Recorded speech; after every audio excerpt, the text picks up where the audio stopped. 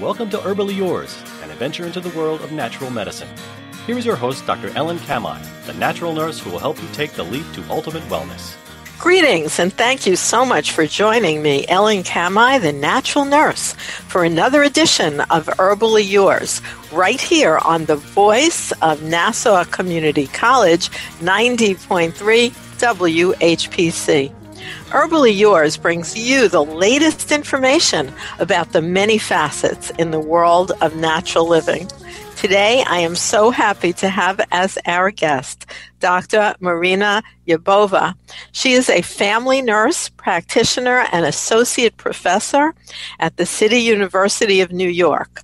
She is also the founder of Integrative Health New York and aims to restore health holistically.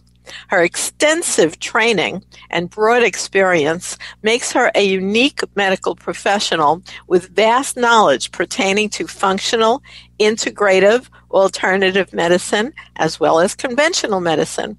She is also the author of a beautiful book called The Thyroid Whisperer, and offers an array of complementary and natural medical therapies at her beautiful state-of-the-art clinic, Integrative Wellness New York. And she is also available, especially important in today's day, for virtual consults. In order to find her, go to Integrative Wellness New York, that's NY, integrativewellnessny.com, or you can visit our post-show show description, which will have a live link. Thank you so much, Doctor, for joining us today.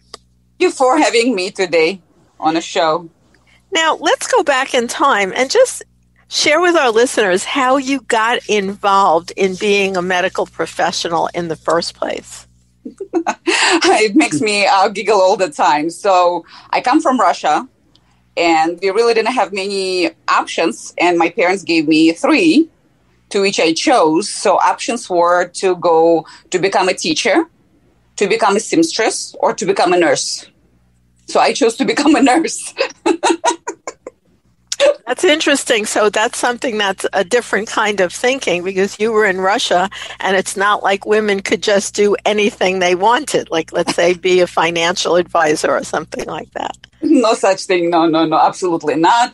I mean, I believe I'm still lucky. I still given a choice. Right. You picked a good one and you enjoyed it, and it's been your profession for many, many years. Definitely. So now the training you went to originally in Russia was definitely conventional then.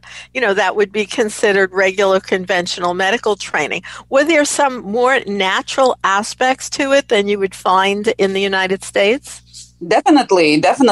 Just because we didn't really have so many medications available, so we had to come to the roots, what we can use that you're not looking in a pharmacy for. What can you use? What kind of tea you can make? What kind of concoction can you make? If you're bleeding, how can you make that bleeding stop by putting a leaf of a herb on it, and so it clots faster? So that was part of the training, actually. And it was very important to understand and utilize this, because we were just so limited. Here in the United States, we have vast variety of things. So many different antibiotics, so many different medications. We really didn't have all that much back then. In Russia, well, now, of course, Russia is very well developed, and they have lots of things that's available now to population. When I was a very young nurse, we simply didn't have it. If I'll tell you, Ellen, I'm a nurse, I'm teaching nursing, and I explain to my students that we used non-disposable syringes and non-disposable needles. Wait a minute. So you reused needles during your... Oh, my goodness. They were not disposable. They had to be autoclaved. They're supposed to be sterilized. And we used to reuse them. They used to get dulled up. And then night shift would sit and would sharpen them. And then we would sterilize them and we reuse them. You know, that sounds shocking, but yet it is certainly still the case in the vast part of the world in terms of reusable things like syringes, believe it or not. And yet, here in the United States, unfortunately, I know many nurses who are on COVID patrol as we speak, and they have to reuse masks all week, even though they're right in the face of someone with known COVID infections. That's very sad. Yes, I know it's reality, and really, it's really shocking. And when we had the first wave of COVID, because I have nurses that come through my practice, they need help, and I do as much as I can for them and we recover them. And they did tell me, they told me that our workplace did not provide them with masks, or whatever was provided is not sufficient. And yes, they had to reuse the mask. It's so sad. Anybody who would understand epidemiology will know that this is it's nonsense. You should not do that, because every time you breathe out, those germs that breath out has to leave. You should not breathe it over. If you're reusing the mask, and mask is not washable, I mean, you were breathing all of that. So how good is this? You're so right. Now, it's very interesting that you really focused on natural medicine. So what brought you from your conventional training to have a real focus in natural? And this has a lot to do with what's going on with COVID as well, because as we know, the people who fare most poorly are those with underlying conditions. And in functional and natural medicine, we're really looking at building up the whole entire system to be a healthier person overall. Absolutely. So what brought me personally to it, and of course it is in my book, and every time I ask this question, I answer it. I got ill. I got very sick. Having my training, I was already a nurse practitioner by then. No matter what I tried, and I went to doctor with conventional approach, everything failed. We tried A, B, C, D, and F. I didn't feel any better. I actually felt worse. And then it made me think, it's something I'm not, I'm overlooking or I'm not addressing properly. Then I hired a doctor in California who only accepted cash. He didn't accept no insurance, nothing. And I started working with him, and he gave me all different perspectives. It was a lot of money. It was very expensive, but he opened my eyes to different type of medicine. What are we not addressing? What are we missing? So this was beginning of my journey, how to understand the body. Body should not be broken down in body parts, and body, soul, and spirit is one system. It's not all three different systems. So that's how it started. And yes, from that time on, I took on a lot more education. I learned a lot. All this approach that I learned in the United States in conventional medicine, system is broken in different parts. You need gastroenterologist, you send patient to a GI doctor. You need urologist, you send patient to urologist. You need a GYN, you send them to GYN. It's such a big disconnect. And lots of times, lots of issues could be resolved without doing all of this. It's just using a different approach.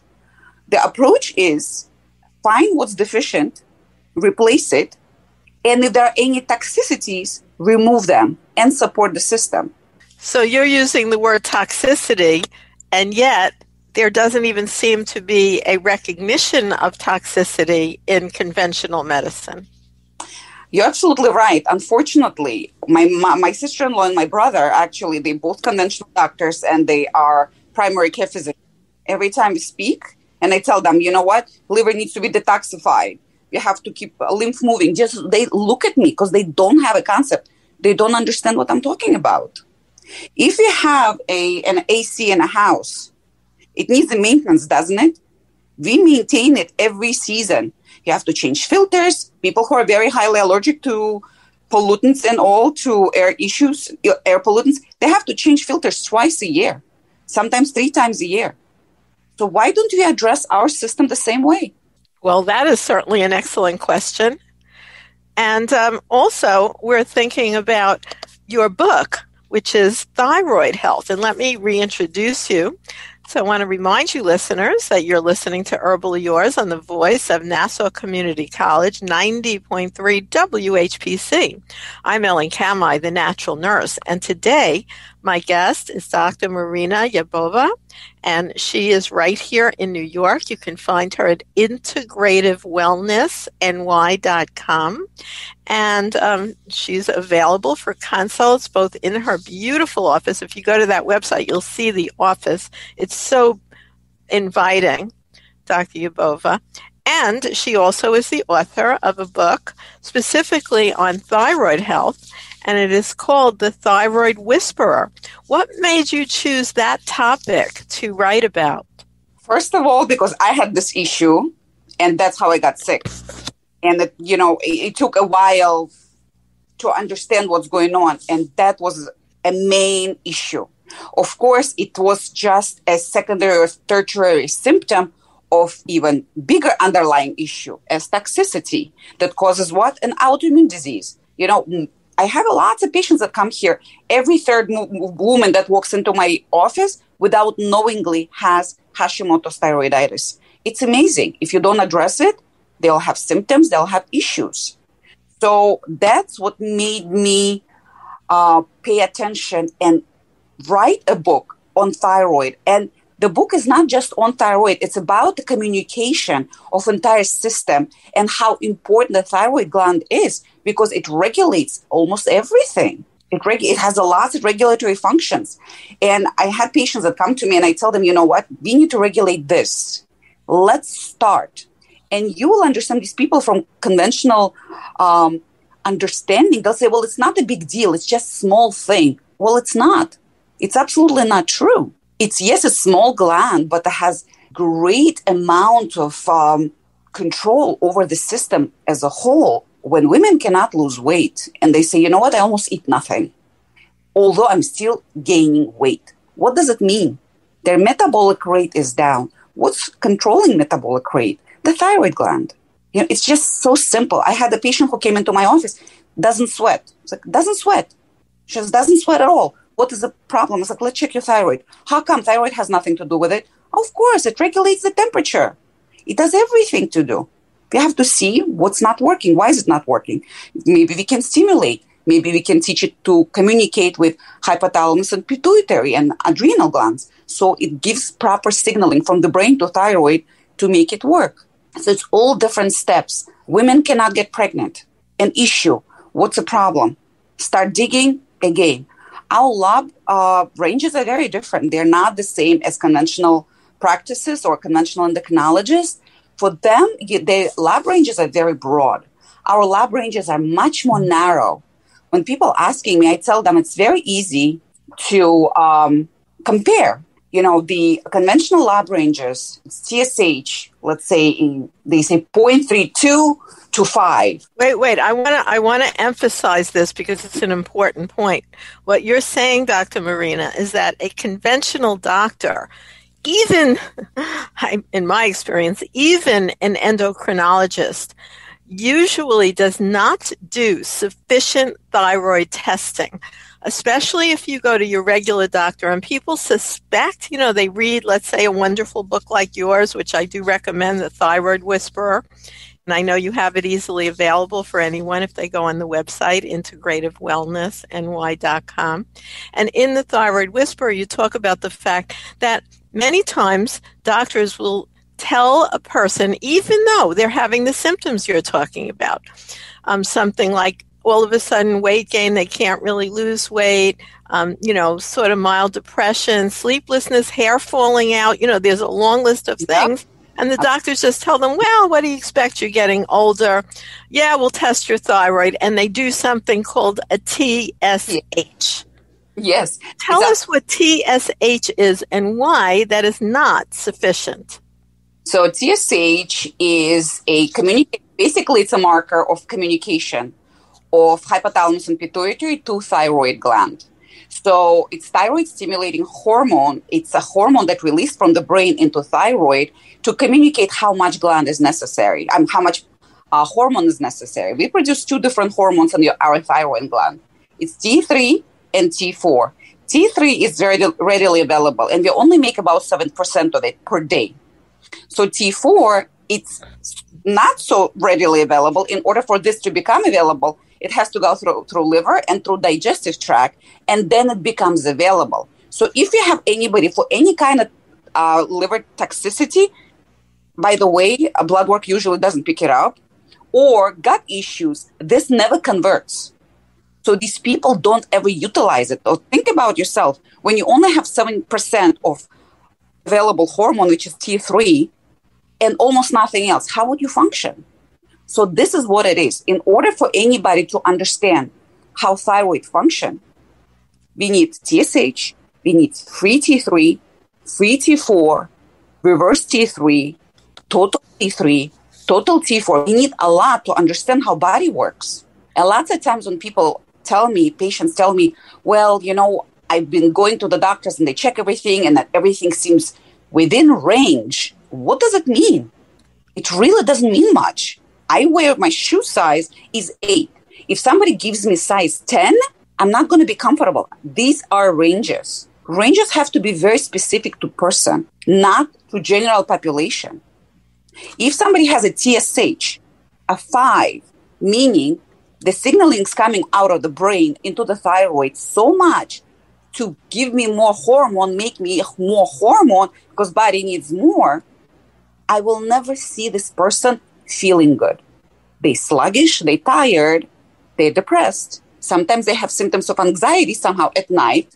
They wake up with palpitations. It's very interesting. They really don't sweat normally. We all need to sweat. It's normal process. It's normal physiological function of our body. We need to sweat. We have to have this function. They're constipated. So that is really different. If someone already had, let's say, blood work, but they came to you, you explained a much more in-depth thyroid panel that you would consider. And also, you would not send away someone, and it's often a woman, I would say, who gives you this list of, and you would even ask them, has your hair been falling out? Does it seem more dry? Do you wake up sort of depressed and slow and sluggish? And all these things would clue you in as a trained functional medical professional to the fact that there is a thyroid disorder, even though a conventional doctor in the 8-minute visit would just go, oh, your TSH is fine, you're just getting older. So it's a very different approach. Absolutely. First, I would like to say that age is just a number. Old had nothing to do with it. The age really doesn't have much to do with anything. If you regulate it and optimize, your system is detoxified and optimized, you're not going to feel that you're 78 or 79 years old. You'll feel like you're 30-something, 40-something, not 70-something. When people are aging and they feel aged, what it means, they're not optimized and toxic. That's all. So you're saying that it's really not a good excuse to just say, well, you're getting older. We need to dig deeper, and that's something you would do if someone came to your office. Let's say someone could not come to your office, as beautiful as it is at Integrative Wellness New York, that's ny.com. Let's say they can't come to your office. What would be a way that you could work with them? Absolutely. We work over Zoom, and we have a different platform if, that suits the patient, where I can see the person can see me. We get to know each other. We send the lab to their house. Blood will drawn through the house. If they're really in quarantine, they don't have to leave if they're, don't want to take public transportation. Oh, so you could order some of these tests and they could have a technician either come to their house or they could go to a laboratory. Absolutely. All of this is very much doable, and a lot of people now utilize the service, and it works great. People still get the service. They're still being taken care of, and that's very important. I don't send patients back. They come with issue, whatever issue might be. Again, here in Integrative Wellness, we work with the entire system, not body parts. It's not body part office here. This very different kind of practice. We find the resolution of the issue. That's what needs to be happening, and that's how our system has to be changed. We have to be more to have systematic approach, not a body part approach. That's a big point. You're saying when you're dealing with a patient, it's a systematic approach, which is exactly opposite, unfortunately, to where we have gone in conventional medicine, where, you go to an endocrinologist for one problem, and you go to a psychologist for the fact that you're a little depressed, and you go to a gastroenterologist because your stomach's always upset, probably because of the pharmaceuticals you're taking from the other doctor. It's completely inconsistent with wellness. Well, thankfully, now things are changing and people think differently. They started thinking differently. Now we have more people that are more in tune. They read a lot. They more educated than, let's say, 10 years ago. And they're looking for different kind of medicine. And that is a great change. And I'm very excited that people are now looking for different kind of providers for different kind of help. Or there's also an opportunity for doctors to learn functional medicine.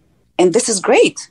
Although I see their understanding is they're challenged because they've been trained in different kind of approach. And this is difficult, as knowing by my brother and my mother, my sister-in-law. They have a hard time understanding me when I'm talking to them.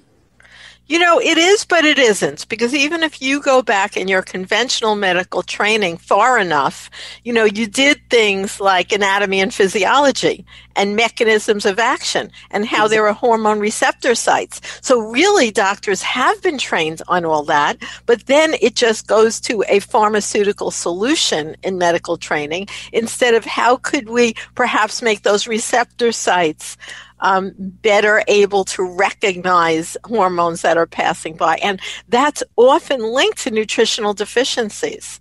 And that's something that you would actually address.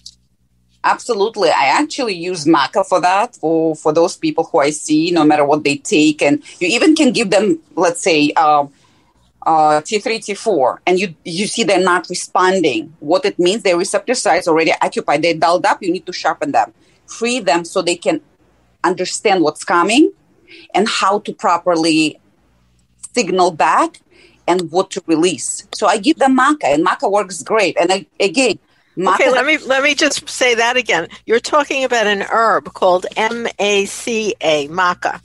Correct.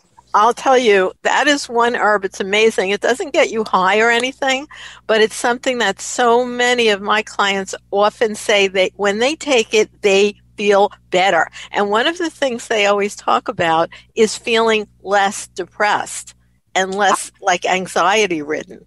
Absolutely. It's just, again, all of my recommendations are specific to the patients. Some people feel better and some people feel overly excited. So I'm very careful what my recommendations would be. And it's very case by case specific. It's patient specific. I really don't use a formula that's applicable to everybody. Absolutely not. There's no such a thing. I find something that will work for the specific individual. It's very individualized approach because that's the only one that works. We cannot apply a formula or cookie cutter to everybody that we have. It doesn't work like that. It doesn't work. The results are not so great. So when it's very individualized and we address every patient as a separate entity, again, body, soul, and spirit, everything, we have the best outcome. Well, that makes a lot of sense. And it's certainly, the one thing is, of course, you have to spend a lot more time with each client. It can't be 8 minutes on your first visit. Could it be? Oh, I do not know what the 8 minutes would even cover. Hi, how are you? My name is such, and that's it. What is this? No, it usually takes an hour, 20 minutes. Usually. It could go beyond that as well. I mean, it all depends on what kind of individual and what their issues are and how deep we have to dig to find the answer to those. So everybody is very different. Of course, it's usually no less than an hour. And it's somebody, more or less that younger, taking care of themselves, very health conscious, and been, understanding the program altogether, and they're actively taking care of themselves. So if somebody with multitude of issues, it's more than that. Absolutely. So that is just great information. Now, I know you also use other more advanced therapeutics when necessary, such as IV nutritional therapy. Absolutely. So, I do explain to my patients, unfortunately, now we are in pandemic of gastric inadequacy, I should say. We have a lot of people that come with leaky gut syndrome per se. And if I would, for example, would give them an oral supplementation, I know that they're not going to be able to benefit from it as much as I would want them to benefit just because there is no absorption or no proper absorption. We should all understand that when we take something orally, just by the way we are created, 70% of whatever we're taking is wasted because it's a job of a liver, and liver lots of time deactivates it. That's a job of a liver. It's absolutely right. So if me and the patient, when we're speaking together, and the desire of the patient to speed up the process, I always offer it to them. Would you like to? And I definitely recommend it because it's a very speedy line on a highway, an HOV lane, that works so much faster. You drip, they get it. 100%. That's because of the nutrients which you're delivering intravenously go directly into the bloodstream. So if there are digestive difficulties, too much mucus and other old material lining the gastrointestinal tract, lots of leaky gut syndrome, which is usually involved with anyone who doesn't feel well. So the IV therapy bypasses all of that.